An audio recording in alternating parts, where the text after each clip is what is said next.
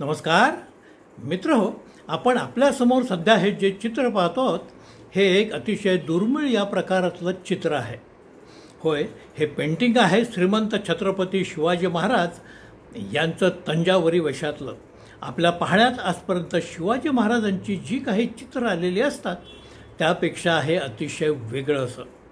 शिवाजी महाराजांनी त्यांच्या आयुष्यात तंजावर परिसराचा केवळ एक आणि एकच दौरा केला असं म्हणतात. त्यावेळी कुठल्या तरी चित्रकारानं त्यांना पाहिलं आणि हे चित्र रेखाटलेलं असावं. तंजावरचे सध्याचे राजे शिवाजीराजे भोसले यांनी हे पेंटिंग अतिशय काळजीपूर्वक आपल्या संग्रहात आजवर जपून ठेवलेलं आहे. असं एखादं दुर्मिळ पेंटिंग, ऐतिहासिक पेंटिंग आपल्याला पाहायला मिळावं आणि खुद्द एखाद्या राजानं ते आपल्यासमोर सादर करावं यापेक्षा मोठं भाग्य असं दुसरं नाही. माझ्यासारख्या इतिहासप्रेमींना तर ही एक पर्वणीच. होय, तर मित्र हो, आम्ही लोक या यूट्यूब मंचामध्ये आपल्या सगळ्यांचं स्वागत. आज आपल्या नेहमीच्या राजकीय व्हिडिओंपेक्षा हा व्हिडिओ थोडासा वेगळा असणार आहे. आपण शेवटपर्यंत तो पाहावा आणि महाराष्ट्रापासून दूर असलेल्या तंजावर या मराठा संस्थानाचा इतिहास थोडासा समजून घ्यावा ही अपेक्षा. या व्हिडिओतला संवाद काही ठिकाणी पुरेसा स्पष्ट नसेल त्याबद्दल अगोदरच मी आपली क्षमा मागून ठेवतो. तंजावर परिसरात दक्षिण भारतातल्या चोला या राजवंशाचं पूर्वी मोठं आणि ताकदवर असं साम्राज्य होतं. कालप्रवाहात चोला साम्राज्याचा प्रभाव हा कमी होत गेला आणि नायक नावाच्या घराण्याकडे तंजावरची सत्ता ही वळती झाली. या नायक घराण्याचे शेजारी राज्यांशी सतत खटके उडण्याची स्थिती ही नेहमीचीच. त्यातूनच विजापूरच्या आदिलशाहीशीही या नायक घराण्याचा संघर्ष सुरू झाला. शहाजीराजे भोसले हे आदिलशाहीचे एक मोठे सरदार होते. त्यांनी व्यंकोजीराजे भोसले यांना नायकांचा बंदोबस्त करण्यासाठी तंजावरकडे धाडलं. व्यंकोजीराजांनी नायकांचा निर्णायकपणे पराभव केला आणि तिथं मराठेशाहीची पताका रोवली, ती कायमची. ही घटना घडली ती 17व्या शतकात. त्यानंतर तब्बल 200 वर्षापर्यंत भोसले घराण्यानं या परिसरावर निर्विवादपणे राज्य केलं. या काळात या मूळ तमिळ प्रदेशावर मराठी संस्कृतीचा परिणाम झाला नसता तरच नवल. भोसल्यांनी तंजावरमध्ये नुसताच लष्करी किंवा राजकीय विजय मिळवला असं नाही, तर इथल्या मातीत हे मराठमोळं घराणं पूर्णपणे रूढ केलं. इथल्या लोकांना त्यांनी स्वीकारलं. लोकांनीही त्यांचं वर्चस्व हे सर्वार्थानं मान्य केलं आणि तमिळ मराठी या एका नवीन संस्कृतीचा जन्म इथं झाला. मोठ्या प्रमाणावर मराठी लोक इथं आले. मराठ्यांची लोकसंख्या वाढली. त्यामुळंच की काय, तमिळ मराठी या एका नवीन भाषेचाही जन्म या ठिकाणीच झाला. काळाच्या प्रवाहात मोठाली राजकीय स्थित्यंतरं होत गेली. इथल्या मराठी लोकांची स्थलांतरही मोठमोठ्या प्रमाणावर होत गेली. आज तंजावरमध्ये मराठीचा प्रभाव असा फारसा नाही, पण तंजावर राजघराण्यानं मात्र मराठीचं महत्त्व कायम ठेवण्याचं, मराठी जतन करण्याचे प्रयत्न आजही कसोशीनं सुरू ठेवलेले आहेत. शिवाजीराजे भोसले हे आजही तिथं तमिळ मराठी असोसिएशनच्या माध्यमातून या संयुक्त संस्कृतीचं जतन करण्याचं काम अतिशय नेकीनं करतायत. तंजावरच्या या भेटीत तिथल्या ग्रंथालयात मराठी पंडित म्हणून काम करणाऱ्या श्रीयुत केसकर या गृहस्थांचीही माझी भेट झाली. मराठीसाठी तंजावरमध्ये चाललेल्या विविध उपक्रमांबद्दल ते पुष्कळ बोलले. तर मित्र, मी सध्या आहे तंजावरच्या सरस्वती महाल लायब्ररीमध्ये. या ठिकाणी मराठीचे पंडित म्हणून आपल्या म्हसवडीचे सातारा जिल्ह्यातले श्रीयुत केसकर हे गृहस्थ इथं काम करतात. मराठी ग्रंथ आणि मराठीला इथं असणारा प्रतिसाद याबद्दल श्री केसकर आपल्याला काही माहिती देऊ इच्छितात. अर्थातच मी त्यांच्याकडनं ही पण माहिती विचारणार आहे की या लायब्ररीचं महत्त्व काय, लायब्ररीमध्ये किती ग्रंथ आहेत, इथे कुठल्या प्रकारच्या इथे गतिविधी चालतात, हे सगळं मी केसकर साहेबांकडून जाणून आला. नमस्कार, माझं नाव रामचंद्र देवराव केसकर. इथे तंजावर येथील सरस्वती महाल ग्रंथालयात गेल्या 9 वर्षापासून मराठी पंडित म्हणून कार्य करीत आहे. आपल्या लायब्ररीच्या कामकाजाबद्दल थोडीशी माहिती द्या. ते मराठीवर कुठल्या प्रकारचं काम नक्की केलं? इथे मूळ इसवी सन 1676 पासून मराठा राजा भोसले घराणे म्हणजे छत्रपती शिवाजी महाराजांचे सावत्र बंधू व्यंकोजीराजेंची स्थापना 1676 पासून झाला. त्यावेळेपासून इथे जवळजवळ 180 वर्ष मराठा मुसलांच्या कारकिर्दी म्हणून तंजावरमध्ये अनेक कार्यक्षेत्रात मराठ्यांचा सहभाग होत होता. त्याच्यात मराठीत असलिक्त ग्रंथ लिखाण करणं आणि त्याची भाषांतर करणं हा एक महत्त्व अनेक राज्य लोकांनी त्यांचे कर्तृत्व काम केलेले आहे. त्याकडे स्वतः राजांनी अनेक ग्रंथ निर्मिती म्हणजे त्या एकोजी राजांचे चिरंजीव तंजावरचे राजे शहाजी त्यांचे ग्रंथ भरपूर संख्यात आहे. जवळजवळ 48 ग्रंथ मराठीचं नाटक त्यांनी निर्माण केल्या. त्याच्यात 20 नाटके मराठी, 20 नाटके संस्कृत, तेलुगू आणि तामिळ लिप्यांतर आणि हिंदीमध्ये 4 नाटक असे नाटकाची संख्या वाढली. त्यांचे आलेले राजे पिढीत सुद्धा अनेक राजे मान्यवर राज्य लोक सर्व मराठी नाटकं लिखण्याचा पद्धती केल्या. त्याचप्रमाणे आताच्या आपण पाहतो हा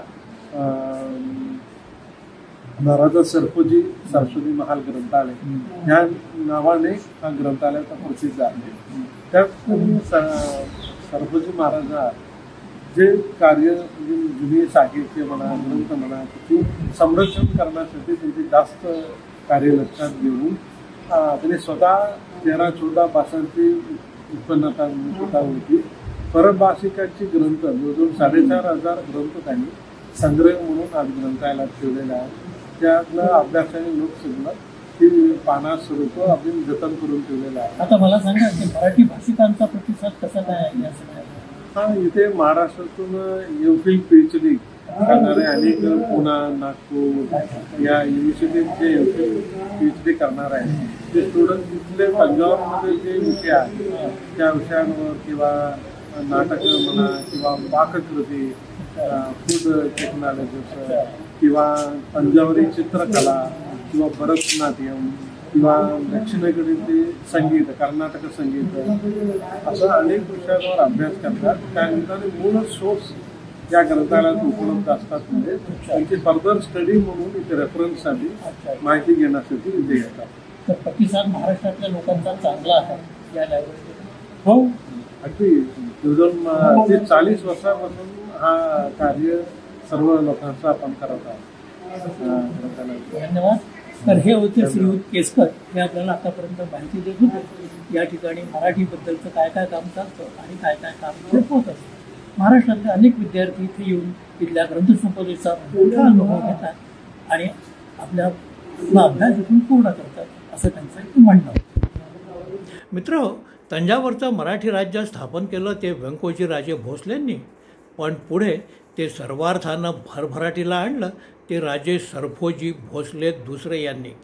सरफोजी भोसले हे कला, साहित्य, शिक्षण, संगीत आणि विज्ञान या समाज जीवनाच्या साऱ्या अंगांचा आस्वाद घेणारे राजे होते. त्यामुळं त्यांनी जाणीवपूर्वक कला, साहित्य, संगीत क्षेत्रातल्या चळवळींना तिथं उदार आश्रय दिला. तंजावरमध्ये वेगवेगळ्या संस्था उभ्या केल्या. म्हणूनच दक्षिणेकडल्या या एका लहानशा संस्थानानं थेट युरोपापर्यंत कीर्ती मिळवण्याची त्यावेळेस स्थिती होती. दक्षिण भारताचं एक राजकीय वैशिष्ट्य असं की साम्राज्यवादाच्या त्या जुन्या काळात इथं इंग्रज, फ्रेंच आणि डच कंपन्यांनी आपले बस्तान बसवण्याचे प्रयत्न केलेले होते. त्यातून इंग्रज आणि फ्रेंचांमध्ये अनेक वेळा चकमकी पण उडाल्या. पण नेपोलियन बोनापार्टचा पराभव झाल्यानंतर मात्र फ्रेंचांना आपल्या साऱ्या समुद्रापार महत्त्वाकांक्षा या आवराव्या लागलेल्या होत्या. त्यामुळं फ्रेंचांना इथं फार मोठं यश कधीच मिळवता आलेलं नाही. पांडिचेरीचा एक परिसर आणि बंगालच्या एका गावापुरता फ्रेंच प्रभाव हा तिथं मर्यादित राहून गेला. पांडिचेरीतल्या या फ्रेंच उपस्थितीमुळं सगळ्या परिसरात फ्रेंच प्रभाव पसरला नसता तरच नवल. त्यामुळं फ्रेंच साहित्य, तत्त्वज्ञान आणि वास्तुकलांचा प्रभाव या भागात मोठ्या प्रमाणावर दिसायला लागला. राजे सरफोजी या सगळ्या पाश्चात्य ज्ञानविज्ञानाच्या आविष्कारामुळं भारावून गेले आणि त्यांनी सरस्वती महल लायब्ररी या ज्ञानभंडाराची तिथं स्थापना केली. साहित्य, संस्कृती, कला क्षेत्रांना प्रोत्साहन दिलं. परिणामी त्यांचा उल्लेख दक्षिणेतले एक पुनरुज्जीवनवादी धुरीण असाही त्यांच्या काळात व्हायला लागलेला होता. मित्र, महाराष्ट्रापासून दूर पण तरीही फार दूर नसलेल्या तंजावरबद्दल आपल्याला फारशी माहिती नसते. खरं तर महाराष्ट्रातल्या जागरूक जनांनी इथं येऊन तंजावर आणि तिथल्या भोसले घराण्याची माहिती ही करून घ्यायला हवी. मी स्वतः नुकताच तंजावरला जाऊन आलो. तिथला सगळा परिसर पाहिला. शिवाजीराजे भोसले यांची देखील भेट घेतली. त्यांनीही निवांतपणे तंजावरबद्दल मला माहिती दिली. ते म्हणतात, तंजावरमध्ये मोठ्या प्रमाणावर मोडी आणि मराठी भाषेतली कागदपत्रं आजही उपलब्ध आहेत. या सगळ्या संपदेचं जतन व्हावं म्हणून आम्ही महाराष्ट्र सरकारचं सहकार्य सरकारला मागितलं. आता सरस्वती महल लायब्ररी आणि महाराष्ट्र शासनानं संयुक्तपणे इथली दुर्मिळ कागदपत्रं जपण्यासाठी मोठे प्रयत्न चालवलेले आहेत. त्या संदर्भात बोलताना शिवाजीराजे म्हणाले, इथल्या सरस्वती महाल लायब्ररीमध्ये अतिशय दुर्मिळ असे ग्रंथ तर आहेतच, त्याशिवाय संस्कृत, तमिळ, मराठीसह एकूण 5 भाषांचा स्वतंत्रपणे अभ्यास करण्यासाठी प्रत्येक भाषेतले एक पंडित तिथं नेमण्यात आलेले आहेत. त्यामुळं ज्यांना ज्या भाषेतल्या विशिष्ट साहित्यामध्ये रुची आहे त्याबद्दल योग्य असं मार्गदर्शन तिथं आज सहजपणे उपलब्ध होऊ शकतं. ज्या पद्धतीने आपल्याला त्या संस्थांना जवळपास त्यांच्यासाठी आपण भारतामध्ये तर भारत सरकारला अनेक वेळा अडचण पडत होती. त्यावेळेच्या सरकारकडे सरकारची अर्थव्यवस्था एकच भाषेत चांगली नव्हती असं म्हटलं, तर तेव्हा त्यांना अनेक वेळा आर्थिक मदतीची गरज नसेल. तर त्या संदर्भात आपल्या घराण्यांनी किंवा आपल्या संस्थानातर्फे भारत सरकारला अशी काही मदत दिली आहे. इंडिया चाइना वार मध्ये इंडियन गव्हर्नमेंट का पाकिस्तान अंतर्गत ते तेव्हा बोल ते तेव्हा गव्हर्नमेंटनी आमच्या आजोबाकडे हेल्प मागितली. मग आजोबांनी 2,40,000 गव्हर्नमेंटला वाद अशी परत इंडिया पाकिस्तान वार टाइम परत येऊ शकतात. बाकी त्या सोरसर दिलेले कसं आपलं उरलेलं ऑर्डनरी बनवून ज्यांना बंद पर्यंत त्या दिलं. काय गव्हर्नमेंटने काय केलं, पब्लिक मध्ये सेल्स करून ते पैसे वाढ ऑप्शन केलं. तर सध्या आपल्याकडे जी लायब्ररी आहे सरस्वती महाराजांकडे, याचा फायदा मराठी लोकांना कितपत होतो?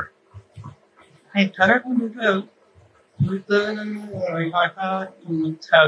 मोरी कागद मराठी थोपीचे सत्सचे आमचं वडील पहिले महाराष्ट्र गव्हर्नमेंटमध्ये केलं. सगळं काय ते दिवस होते ते तेव्हा ते कथीचे नाही दिले आणि ते काय केलं इथलं मराठी मॅनेजमेंट आणि ते मोरी कागद आता हे मायक्रोफिल्म. अच्छा, ते मायक्रोफिल्म काय लाईट थांबली लवकर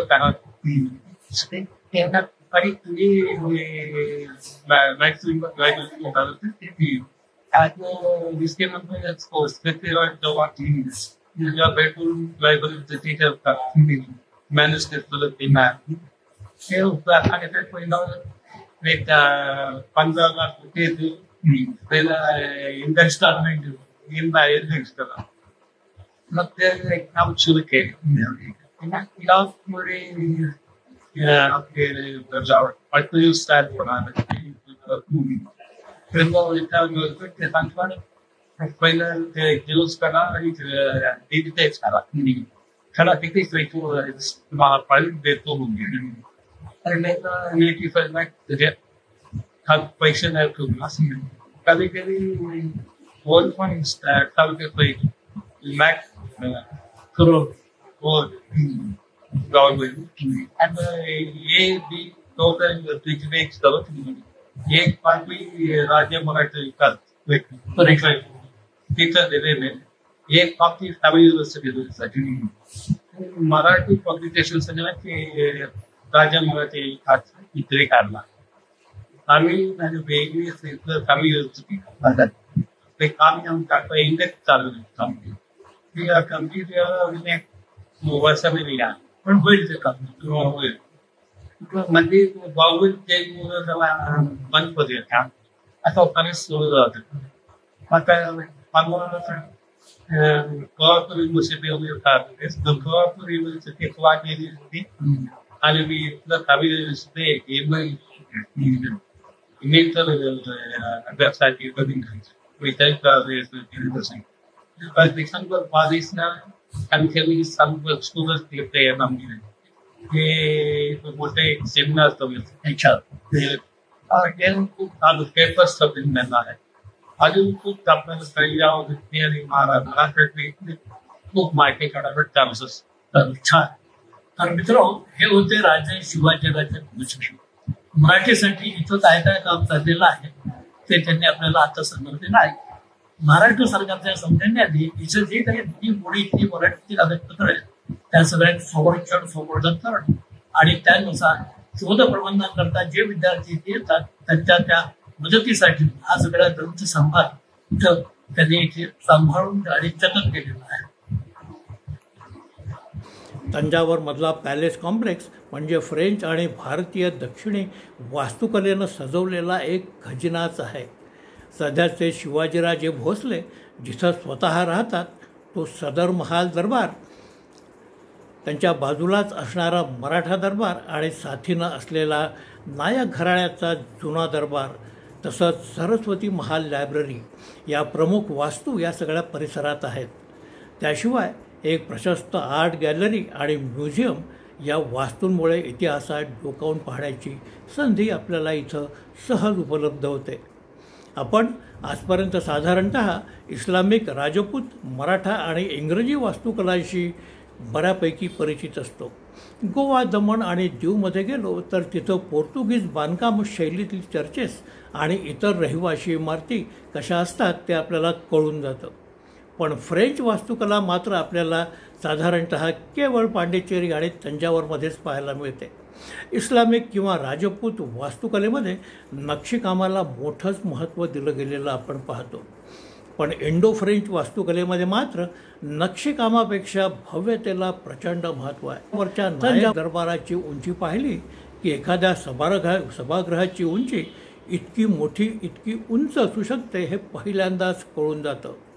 तसाच काहीसा प्रकार हा तिथल्या मराठा दरबाराचा. या भव्य सभागृहाची उंची ही 5-50 फुटांपेक्षा कमी नसावी. तब्बल 4 माणसांच्या कवेत देखील न मावणाऱ्या बुलंद लाकडी खांबांवर हा सगळा मराठा दरबार उभारला गेलेला आहे. त्याशिवाय तंजावरबद्दलची माहिती देणारा एक लघुपट देखील इथल्या सुसज्ज सभागृहात आपल्याला पाहायला मिळू शकतो. इतिहासाबद्दल आपण जेव्हा केव्हा बोलतो तेव्हा मुस्लिम परकीय आक्रमणं, त्यांच्यासमोर पराभूत होणारे भारतीय राजे महाराजे, इंग्रजांची कूटनीती वगैरे वगैरे विषय आपल्या चर्चेत येऊन जातात. पण दक्षिणेतल्या सत्ता संघर्षामध्ये फ्रेंचांच्या भूमिकेबद्दलची मात्र आपल्याला फारशी माहिती नसते. या भागात फ्रेंचांनी एकेकाळी बलाढ्य ब्रिटिशांनाही फैस आणलेला होता हे इथला इतिहास पाहिला की कळून जातं. म्हैसूरच्या टिपू सुलतानानं फ्रेंचांच्या सहकार्यांना इंग्रजांनाही खडे चारण्याच्या योजना आखलेल्या होत्या हे इथल्या इतिहासकारांशी बोलताना आपल्या लक्षात येतं. मित्रहो, तंजावर म्हणजे मराठ्यांच्या दक्षिण दिग्विजयाची एक देदीप्यमान कहाणी. खरं तर महाराष्ट्रातल्या इतिहास आणि मराठीप्रेमी लोकांनी आवर्जून एकदा भेट द्यावी असं हे ठिकाण. महाराष्ट्रातले लोक पर्यटनाच्या उद्देशानं इथं येतच असतात, तेव्हा ते पॅलेस कॉम्प्लेक्सला आवर्जून भेट देतात. पण मराठी तरुण किंवा विद्यार्थी मात्र इथे फारसे दिसत नाहीत. मराठेशाहीचा इतिहास समजून घेण्याच्या दृष्टीनं आयुष्यात एकदा तरी इथं आलंच पाहिजे असं हे ठिकाण. महाराष्ट्रातल्या तरुणांना, नवीन पिढ्यांना मराठेशाहीचा हा इतिहास कळावा म्हणून शाळा आणि महाविद्यालयांनीच खरं तर पुढाकार आता घ्यायला हवा. विद्यार्थ्यांच्या सहली या भागात नियमितपणे मोठ्या प्रमाणावर आल्या तरच हा सगळा इतिहास साऱ्या महाराष्ट्रापर्यंत पोहोचू शकेल. तंजावरच्या या मराठी संस्थानाच्या इतिहासाशिवाय इथल्या जुन्या चोला साम्राज्याच्या खुणा इथं जागोजागी दिसतात. साधारणतः आपण मासिकं आणि वर्तमानपत्रांमधून इथल्या पिरामिड शैलीतली मंदिरं पाहिलेली असतात. तंजावर जिल्ह्यात जवळपास 100च्या वर मंदिरं असावीत. खुद्द तंजावर शहरात असलेलं बृहदेश्वर मंदिर हे तर आज जागतिक स्तरावरचं एक प्रचंड मोठं असं आकर्षण मानलं जातं. कदाचित ताजमहाला एवढाच विस्तीर्ण परिसर व्यापून असणाऱ्या या मंदिराला फार जुना असा वारसा आहे. चोला राजवटीत हे महाकाय मंदिर उभारलं गेलं. ज्याला आपण द्रविडी शैली म्हणतो त्या वास्तुशिल्पकलेतून हे मंदिर साकारलं गेलेलं आहे. हे मंदिर म्हणजे केवळ तंजावरचंच नव्हे तर साऱ्या दक्षिण भारताचं वैभव. मित्रहो, आपल्याला इतिहासाची आवड असो, धर्माबद्दलची आस्था असो की मराठेशाहीच्या इतिहासाबद्दलचं प्रेम, कुठल्याही कारणाखातर का होईना तंजावरला एकदा तरी भेट दिलीच पाहिजे असं हे ठिकाण. हा व्हिडिओ आपल्याला कसा वाटला ते निश्चितपणे सांगा. लाईक करा, शेअर करा, सबस्क्राईब करा ही विनंती. नमस्कार.